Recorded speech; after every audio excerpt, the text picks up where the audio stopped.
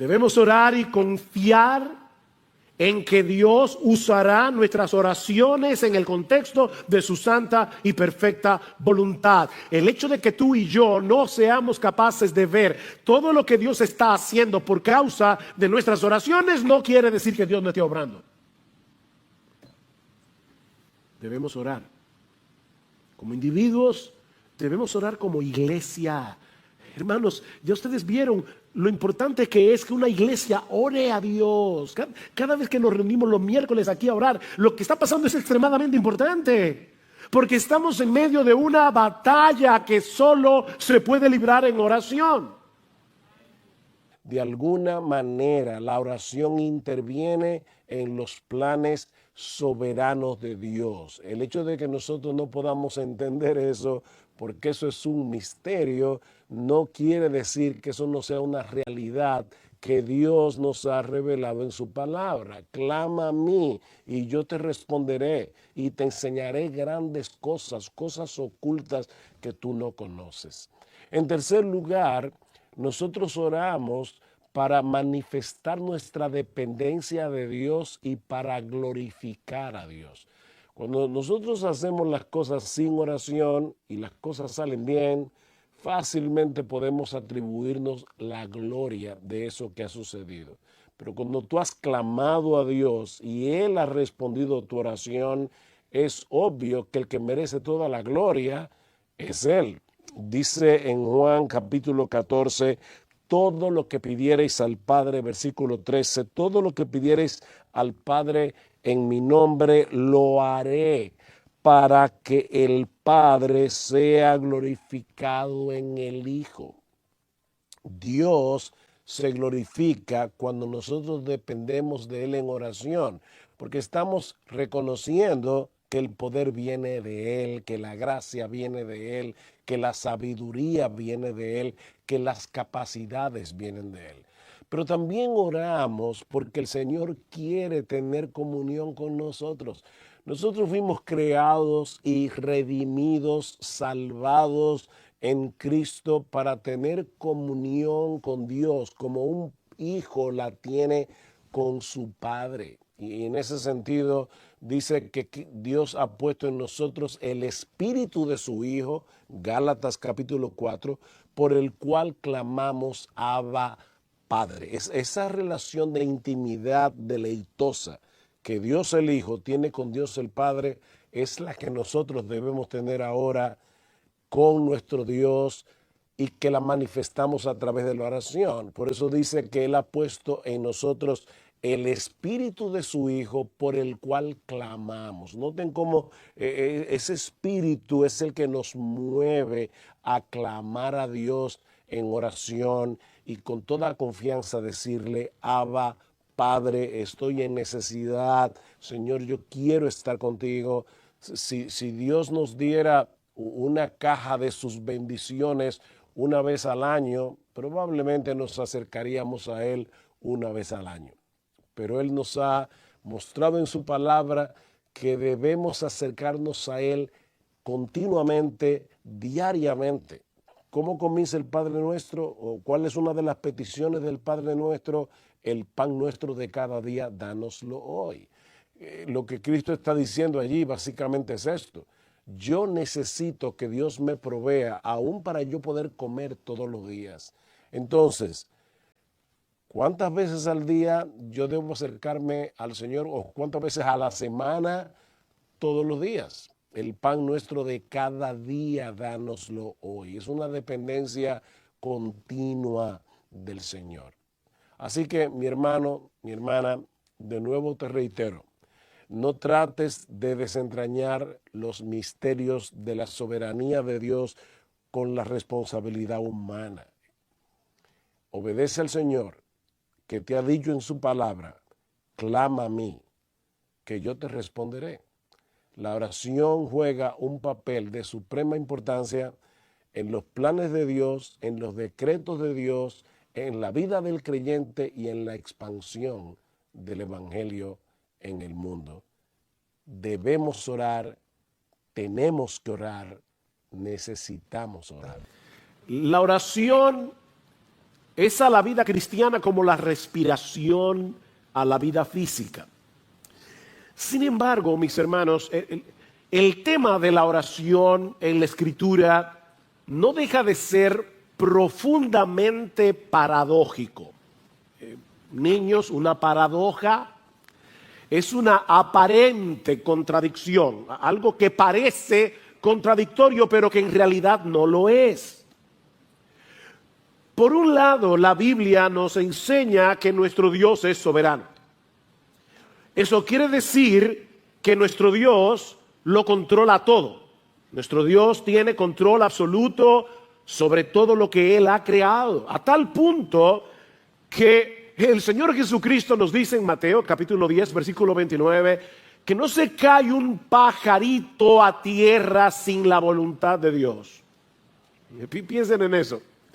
Estaba leyendo que los científicos estiman que la población mundial de aves oscila, no es un número fijo porque las aves nacen, mueren, pero oscila entre los 50,000 millones y los 430,000 millones de aves. Y Dios tiene el control de cada una de ellas.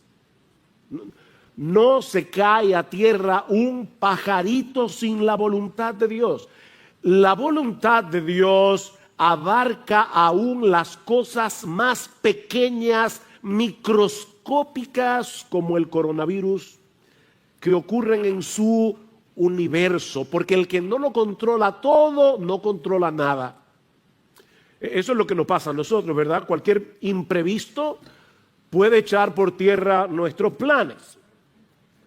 Nuestra hija mayor está en los Estados Unidos, ustedes lo saben, ella regresaba este viernes, pero a nuestro nieto menor le dio COVID. Y luego a la niña le dio COVID, a una de las niñas, ¿ya? No pudieron viajar.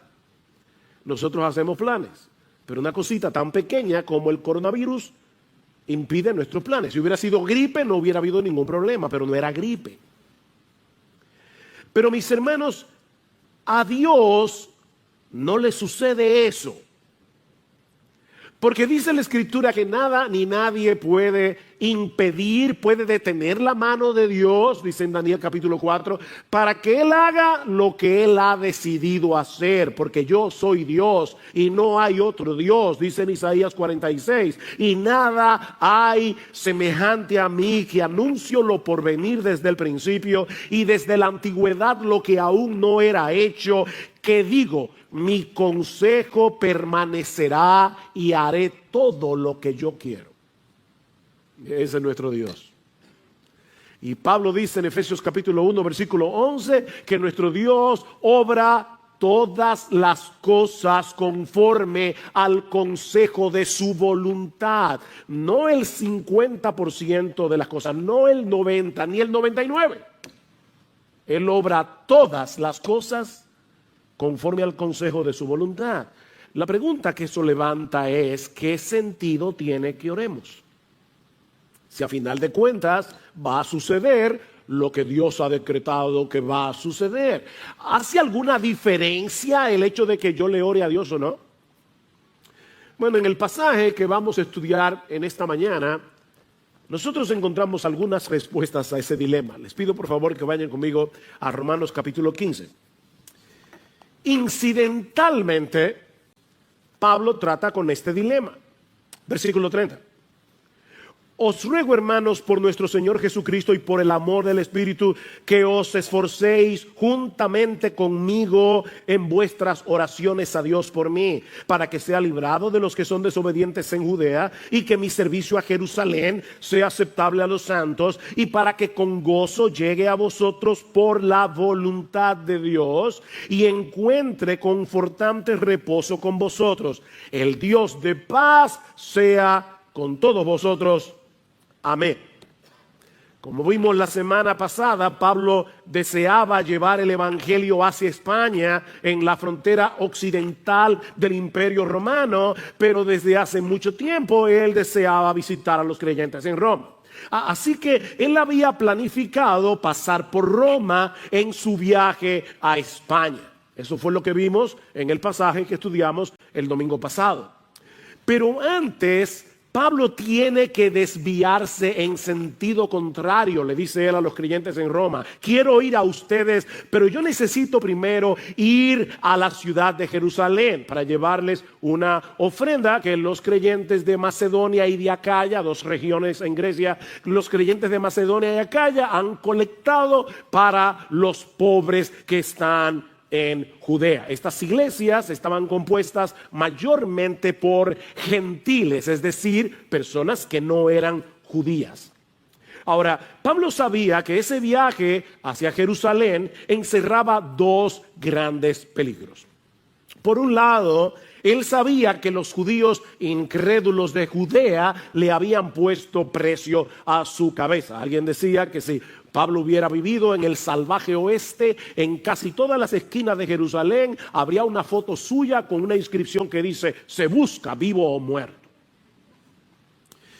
Pero por el otro lado, a algunos judíos creyentes, cristianos, se les hacía muy difícil entender la realidad de que por causa de nuestra unión con Cristo, ahora todos los cristianos tenemos el mismo estatus en la presencia de Dios. No importa si tú eres judío, si tú eres griego, si tú eres dominicano, si tú eres chileno, todos los cristianos tenemos el mismo estatus en la presencia de Dios. Y muchos de ellos veían a Pablo con cierto recelo porque su ministerio estaba dedicado precisamente hacia el mundo gentil, es decir, fuera de Israel.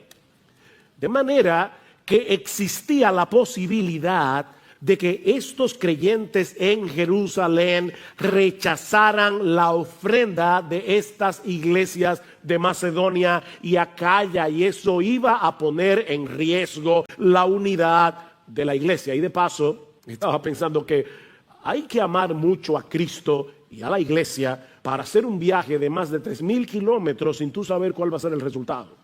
O sea, tú vas a llevar una ofrenda y tú no sabes si te van a recibir con mucha alegría o te la van a rechazar. 3,000 kilómetros, más de 3,000 kilómetros, con muchos peligros, con muchos problemas para llevar esta ofrenda. Es en ese contexto que Pablo le pide a estos creyentes que oren por él.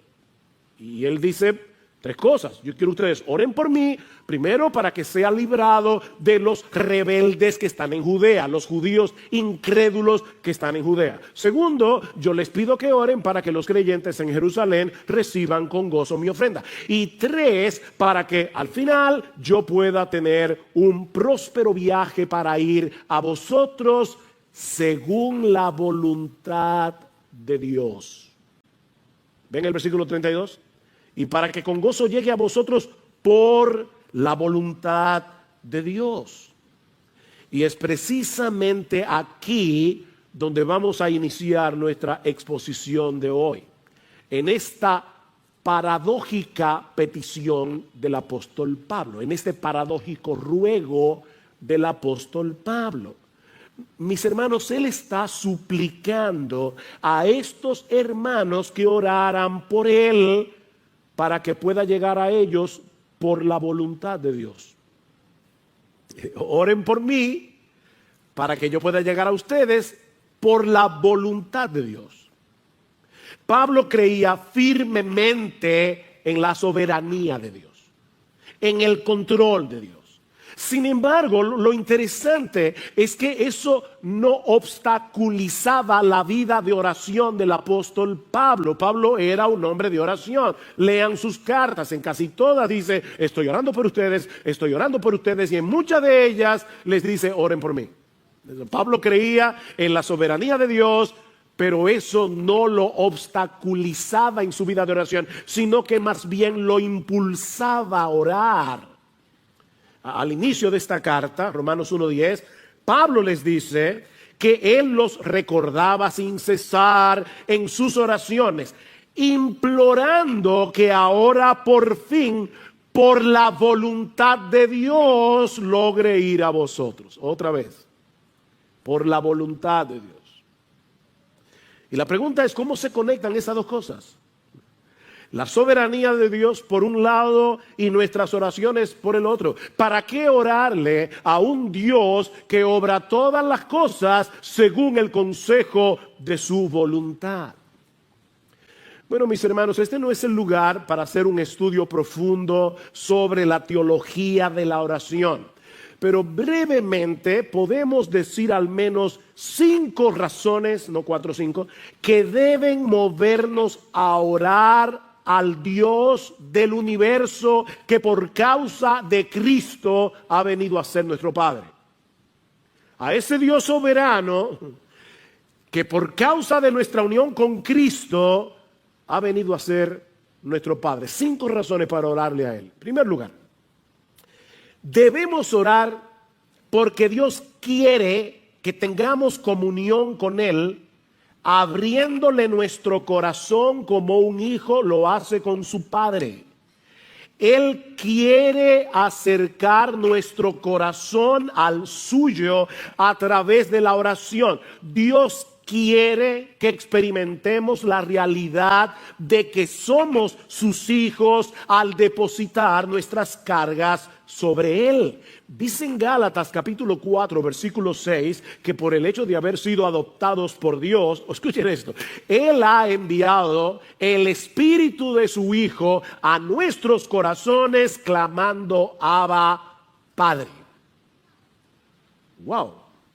Dios envió el Espíritu Santo, que es el Espíritu de Cristo, a nuestros corazones para que nosotros podamos hablar con Él como lo hace Jesús. Eso es lo que Pablo está diciendo aquí. Yo recuerdo cuando yo era niño, y yo he contado creo esta historia antes, pero yo era asmático, y lamentablemente me ha vuelto después de viejo, o después de maduro. Y cuando yo era niño era mucho más asmático que ahora, y yo me acuerdo que a veces me levantaba 2, 3 de la mañana con un ataque de asma bien severo, y yo iba a la puerta de la habitación de mi mamá, le tocaba la puerta y le decía, mami, estoy apretado.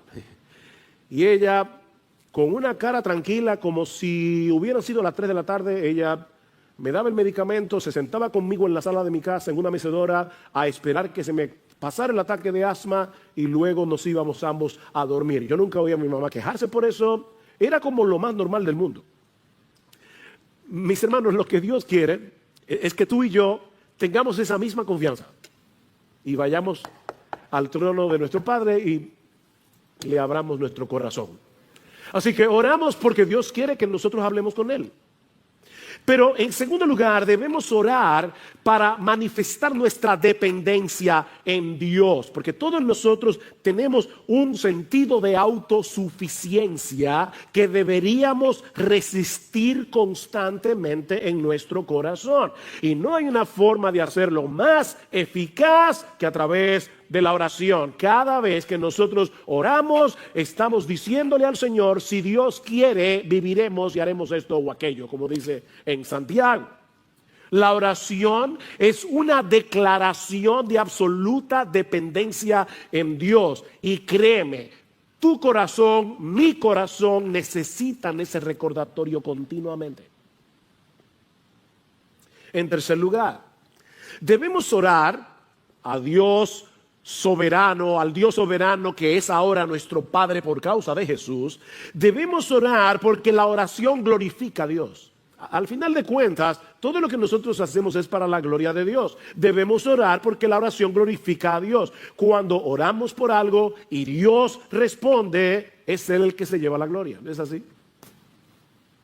Y todo lo que pidáis en mi nombre lo haré, dice el Señor en Juan 14, versículo 13, para que el Padre sea glorificado en el Hijo. Oren para la gloria de Dios.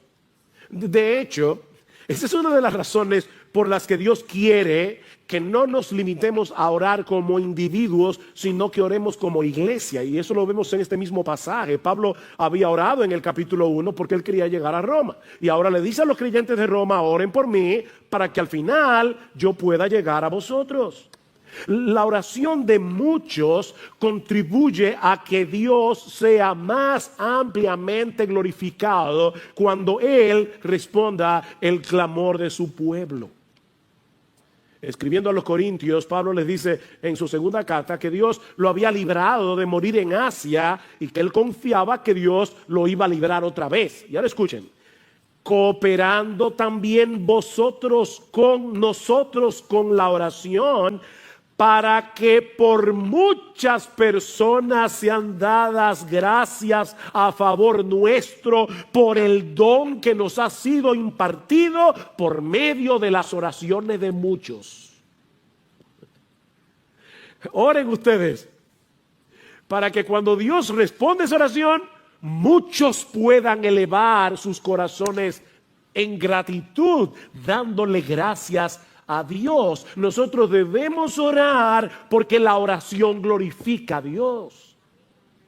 En cuarto lugar, debemos orar porque al hacerlo estamos sintonizando nuestra voluntad con la voluntad de Dios.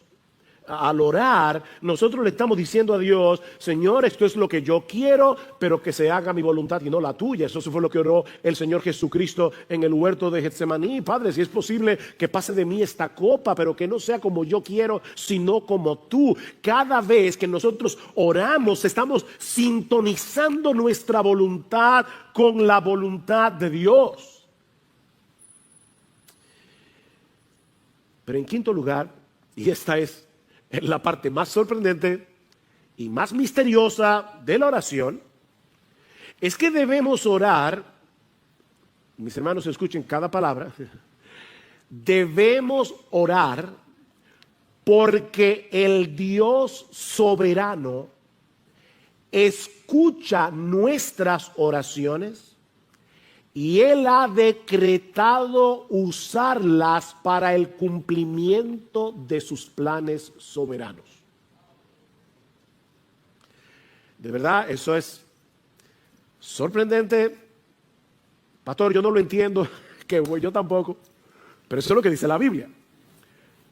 Dios, de alguna manera que nosotros no entendemos, usa nuestras oraciones para llevar a cabo su voluntad. Sigfrido leyó el Salmo 34, algunos versículos. Este pobre clamó y el Señor lo oyó y lo salvó de todas sus angustias. Nuestro Dios es un Dios majestuoso, es un Dios glorioso, es un Dios cercano y personal. Nosotros le hablamos a Él como un hijo le habla a su padre. Padre, estoy en angustia, yo clamé, el Señor me oyó. Los ojos del Señor están sobre los justos y sus oídos atentos a su clamor. Cuando un hijo suyo ora al Dios de los cielos, Dios lo escucha como si no hubiera otro creyente orando en el planeta entero. Toda su atención está puesta allí. A veces estoy hablando con alguien y me da la impresión, porque verdad por teléfono yo no puedo ver, pero me da la impresión de que está hablando conmigo mirando su celular o mirando la computadora. Porque hay como una distracción. Miren, tú no puedes darle a nadie una atención dividida y decir que tú lo estás escuchando de corazón. Eso no es posible. Nuestro Dios no está mirando el celular cuando tú le estás orando. Él tiene toda su atención puesta en ti, como si no hubiera otra persona en el planeta entero orándole a Él en ese momento. Claman los justos y el Señor los oye y los libra de todas sus angustias. Mis hermanos, nuestras oraciones forman parte de su plan soberano. Ese es uno de los medios diseñados por Dios para que las cosas pasen. Cuando el creyente ora, su clamor penetra al corazón mismo de Dios. Y Él ha decretado obrar en el contexto de nuestras oraciones. Cuando Dios decreta que algo ocurra, Él también decreta los medios a través de los cuales esas cosas van a suceder. Tanto el efecto como la causa forman parte del decreto de Dios. John Piper lo explica de esta manera. Si Dios predestinó que yo muriera por una herida de bala, entonces yo no moriré si la bala no es disparada.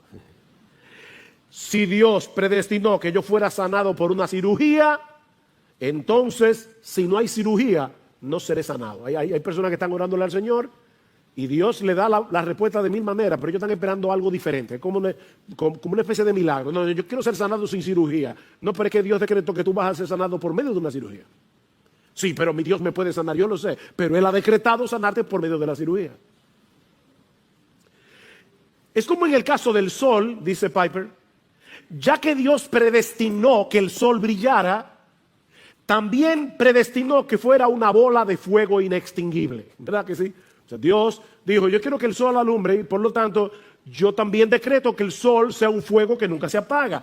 Si el fuego del sol se extinguiera, ya no habría brillo, porque Dios decretó que el brillo del sol emanara del fuego. Bueno, nuestras oraciones, dice Piper, son como el fuego del sol y las respuestas de Dios como el brillo que emana del fuego. Nuestras oraciones son el fuego y el brillo son las respuestas de Dios. Dios ha decretado que el brillo surja del fuego. Dios ha decretado que cosas ocurran cuando nosotros oramos. Dios, dice Piper, ha establecido el universo de tal manera que en gran medida éste se mueve por la oración, de la misma manera que ha establecido la brillantez para que en gran medida ocurra por medio del fuego. En otras palabras, la oración nos coloca frente al famoso, al gran dilema de las Escrituras. Dios es soberano, el hombre es responsable. Dios es soberano, el hombre es responsable. Yo ya decidí quién se va a salvar, pero nadie se va a salvar si no le predicamos el Evangelio. Porque la predicación del Evangelio es el medio que yo voy a usar para salvar a mis elegidos. Todo lo soporto, dice Pablo, por amor a los escogidos. Pero Pablo, y son escogidos, ¿para qué te afanas? Porque Dios ha decretado que los escogidos se van a salvar por medio de la predicación. Bueno, Dios ha decretado que muchas de las cosas que ocurren en este mundo que Él creó van a suceder por causa de las oraciones de su pueblo. Clama a mí y yo te responderé. Jeremías 33. Mira, mis hermanos, en vez de tratar de desentrañar el misterio, créele a Dios y obedécelo.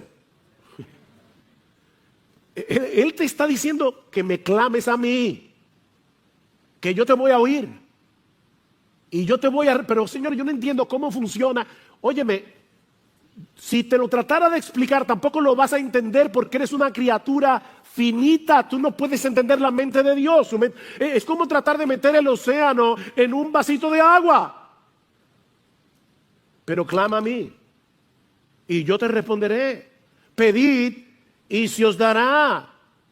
Porque todo aquel que pide, recibe. Mateo capítulo 7. Pedid y recibiréis, Juan 16, para que vuestro gozo sea cumplido, completo. Pedid y recibiréis. En un sentido contrario, ustedes no tienen lo que quieren porque no lo piden. Y claro, eso no es una carta abierta para pedir todo lo que yo quiera, porque hay cosas que son en contra mía. O sea, a veces Dios me dice que no porque Dios me quiere y no me va a dar todo lo que yo le pido, como tú no le das a tus hijos todo lo que tú le pides, todo lo que ellos te piden. Mis hermanos, es ese entendimiento de la oración lo que mueve a Pablo a suplicarle a estos hermanos de Roma que agonicen con él en oración, o como dice el texto literalmente, peleen esta batalla juntamente conmigo. Es la palabra sunogizomai, sun junto con agonizomai, luchar. Agonicen conmigo en oración. ¿Recuerdan cuando el Señor le dice a Pilato, mira, si mi reino fuera de este mundo, los míos pelearían para que yo no fuera entregado a los romanos? Es la misma palabra que aparece en Romanos. Los míos pelearían, peleen esta guerra junto conmigo en oración. Mis hermanos, la oración es una lucha.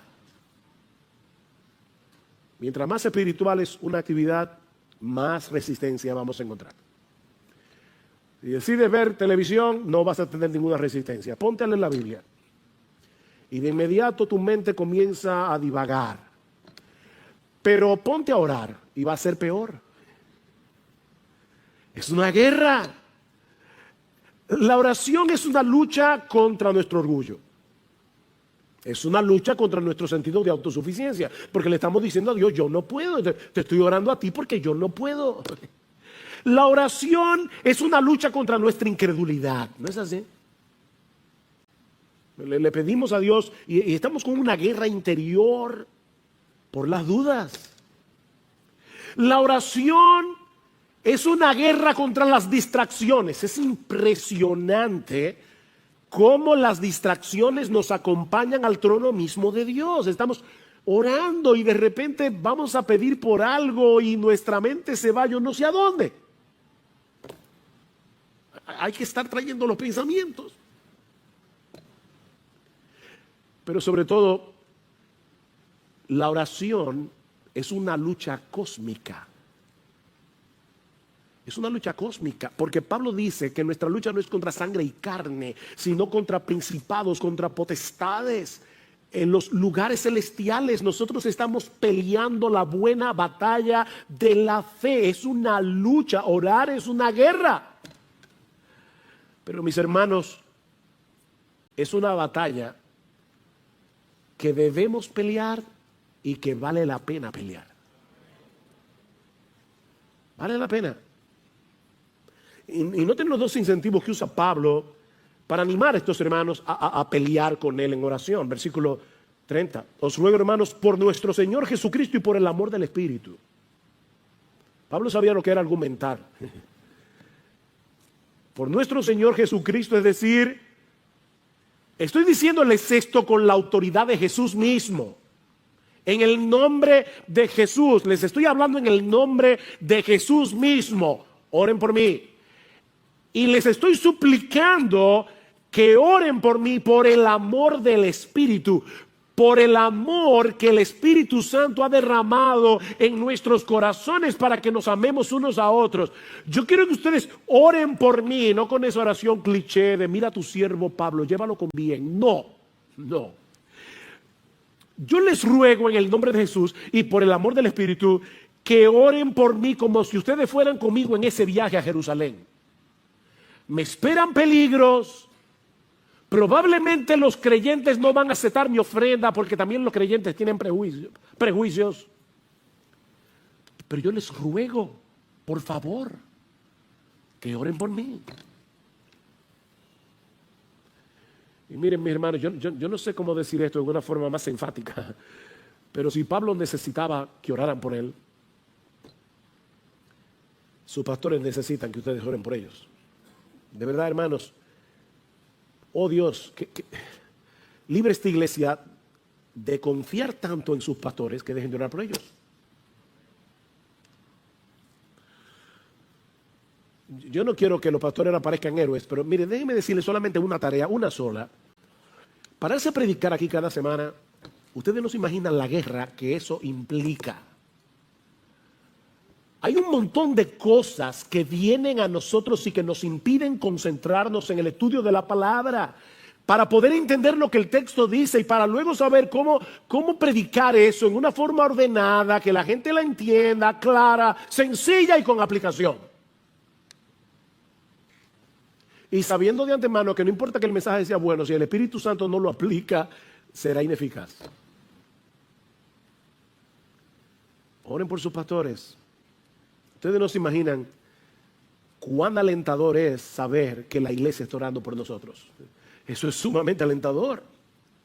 Somos tan débiles para poder llevar a cabo una labor tan extraordinaria, pero Dios ha prometido usar las oraciones de su pueblo para el avance de su reino. Dios escucha la oración.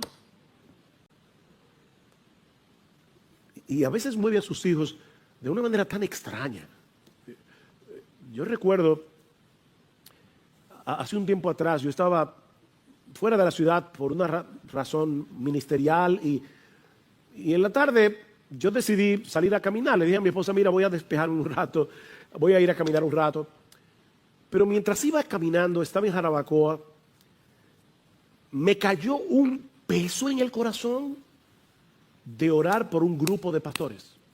No los de nuestra iglesia, un grupo de pastores de una iglesia hermana. Y yo veía un peso tan grande, Señor, por favor, cuide a estos hermanos. Y yo no sé por qué yo fui movido a orar, Señor, líbralos de divisiones. Específicamente eso. 3 días después, yo me enteré que ese mismo día, a esa misma hora, esos pastores estaban reunidos tratando un asunto bien serio que hubiera podido dividir esa iglesia. Y yo no lo sabía. Miren, solo en el cielo nosotros vamos a enterarnos de muchas de las cosas que Dios hizo en el mundo por medio de tus oraciones y las mías. Solo en el cielo. Pero mientras tanto, ora. Cuando Guillermo Carey se fue de misionero a la India en el año 1792, él se veía a sí mismo como un minero. Dice, yo voy a entrar en una mina profunda y sin guía.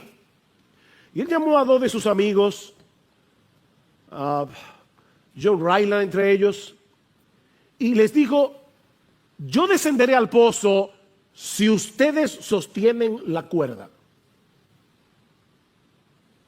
Y John Ryland escribió, recordando esa escena, él tomó un juramento de cada uno de nosotros en la boca del pozo que mientras viviéramos nunca soltaríamos esa cuerda.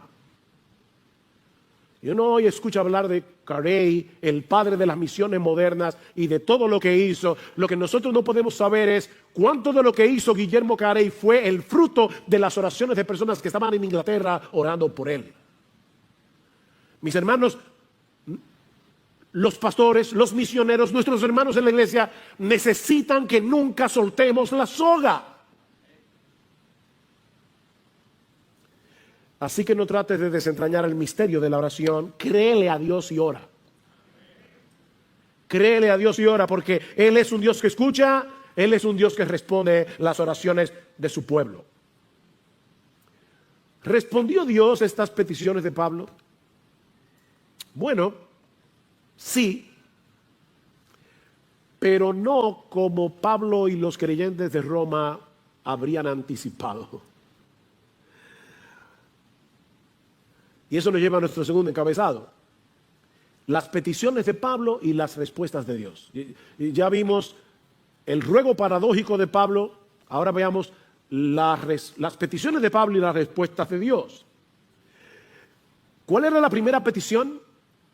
Que Dios lo librara de los judíos incrédulos de Judea. Y por el libro de los Hechos, nosotros sabemos que tan pronto Pablo llegó a Jerusalén, lo quisieron matar varias veces. Lo que él había anticipado. En el capítulo 21 del libro de los Hechos, dice que Pablo se encontraba en el templo de Jerusalén cuando una turba enorme de judíos se apoderaron de él y lo arrastraron fuera del templo para matarlo. Y dice en el versículo 31, mientras procuraban matarlo, llegó aviso al comandante de la compañía romana que toda Jerusalén estaba en confusión. Inmediatamente tomó consigo algunos soldados y centuriones y corrió hacia ellos. Vayan tomando todas estas palabras y guárdelas en el disco duro. Corrió hacia ellos. Cuando vieron al comandante y a los soldados, dejaron de golpear a Pablo. Y como él era ciudadano romano, lo dejaron custodiado en el cuartel. Pero el asunto no terminó ahí. Dice en Hechos 23:12 que cuando se hizo de día, al otro día, los judíos tramaron una conspiración y se comprometieron bajo juramento diciendo que no comerían ni beberían hasta que hubieran matado a Pablo. Y los que tramaron esta conjura eran más de 40, los cuales fueron a los principales sacerdotes y a los ancianos y le dijeron: nos hemos comprometido bajo solemne juramento a no probar nada hasta que hayamos matado a Pablo. Pero había una iglesia en Roma orando por él. El plan era decirle al comandante: mira, nosotros queremos que Pablo comparezca ante el concilio porque para investigar mejor el asunto y resolver su caso. Y le dicen ellos a la gente del concilio: nosotros por nuestra parte estamos listos para matarlo antes de que llegue. ¿Saben lo que sucedió? Que por casualidad, esas casualidades, un sobrino de Pablo se enteró de la conspiración, dice en Hechos 23, Y se lo dijo a Pablo, a su tío Pablo. Tío, te van a matar. Y Pablo llamó a un soldado y dijo, mira, lleve ese muchacho al comandante, que él tiene algo que decirle. Llevaron al sobrino, al comandante, y de inmediato el comandante mandó a llamar a 200 soldados, 70 jinetes y 200 lanceros que llevaran a Pablo custodiado y a salvo a la ciudad de Cesarea. De inmediato. Seguramente los hermanos de Roma estaban orando por él y Dios lo libró. La segunda petición era que los creyentes de Jerusalén aceptaran la ofrenda de parte de las iglesias gentiles. Y dice en Hechos capítulo 21, versículo 17, que cuando llegaron a Jerusalén, los hermanos nos recibieron con regocijo. Oración contestada. El amor del Espíritu fue derramado en estos creyentes de Jerusalén para que recibieran a Pablo con alegría. ¿Cuál era la tercera petición? Para que con gozo llegue a vosotros por la voluntad de Dios y encuentre confortante reposo con vosotros. Y una vez más, hermanos, vemos que Pablo no se veía a sí mismo como un súper creyente que no necesitaba de nada ni de nadie. Él se veía como un hermano en Cristo que necesitaba ser reconfortado por sus hermanos en la fe. ¿Respondió Dios esa oración? Bueno, resulta que estando en Cesarea ahora, Cesarea Marítima, porque hay dos Cesareas, Cesarea de Filipos, Cesarea Marítima, en la costa, bajo la custodia de Festo, el gobernador. Otra vez los judíos se presentaron para acusar a Pablo, y como él era ciudadano romano, no le quedó otra salida que apelar al César. Y fue por causa de esa apelación que 3 años después de haber enviado esta carta, Pablo llegó a Roma. Y dice en Hechos 28:15 que cuando los hermanos de la iglesia se enteraron de que Pablo había llegado a Roma, fueron a recibirlo. Y Lucas relata que cuando Pablo los vio, dio gracias a Dios y cobró ánimo. ¿Qué era lo que Pablo había pedido? Que yo pueda llegar con gozo y ser reconfortado. Cobró ánimo. Otra oración contestada. Ahora, mis hermanos, ¿se dan cuenta de la misteriosa obra de Dios en las voluntades envueltas en esta historia para responder las oraciones de la iglesia a favor de Pablo? Dios obró en el comandante romano para que tan pronto escuchara la noticia de que había un tumulto, corriera al templo con un grupo de soldados a proteger a Pablo de la turba de judíos que querían matarlo. Hermanos, nosotros oramos y aún Dios obra en las voluntades de inconversos. Fue Dios el que movió las cosas para que el sobrino de Pablo se enterara de la conspiración. Fue Dios el que inclinó el corazón del comandante para ordenar que se llevaran a Pablo a la ciudad de Cesarea, donde luego, por la acusación de los judíos, Pablo tuvo que apelar al César. Fue Dios el que obró en los creyentes de Jerusalén, eliminando sus prejuicios para que recibieran con gozo la ofrenda de Pablo. Y en cuanto a la tercera petición, Dios no solo le preservó la vida a Pablo a pesar de haber sido agredido, sino que usó esa misma agresión para desencadenar una serie de eventos que dieron como resultado que Pablo llegara finalmente a Roma.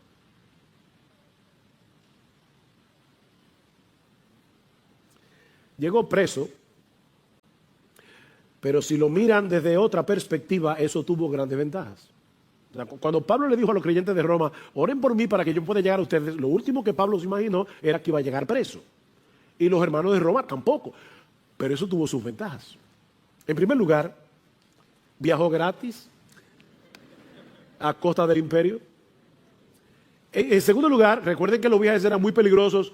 Viajó custodiado con un grupo de soldados a disposición de Pablo. Pero lo más importante es que eso hizo posible que el evangelio llegara a la casa del César en Roma. Increíble. Escribiendo desde la prisión, Pablo dice a los filipenses que la causa de su apresamiento había llegado a ser notoria en toda la guardia pretoriana. Ellos sabían que Pablo estaba preso por causa del evangelio, no porque era un malhechor. Y Pablo se convirtió en la comidilla de la guardia pretoriana. Estos soldados que custodiaban a Pablo no solamente tenían que escuchar el evangelio una y otra vez, de hecho tuvieron que escuchar la carta a los romanos enterita cuando Pablo se la dictaba a Tercio, sino que también vieron el carácter de Pablo, a tal punto que las noticias del preso llamado Pablo llegaron a la casa del César. Y escuchen cómo Pablo termina su carta a los filipenses: todos los santos os saludan, especialmente los de la casa del César. Increíble cómo Dios responde la oración. Mis hermanos, Dios, dice Pablo en Efesios, responde nuestras oraciones mucho más abundantemente de lo que pedimos o entendemos. Los creyentes de Roma pidieron porque Pablo pudiera llegar a Roma, pero seguramente no pudieron anticipar que la forma como Dios iba a responder esa oración permitiría que el evangelio llegara al mismo palacio de Nerón. Increíble.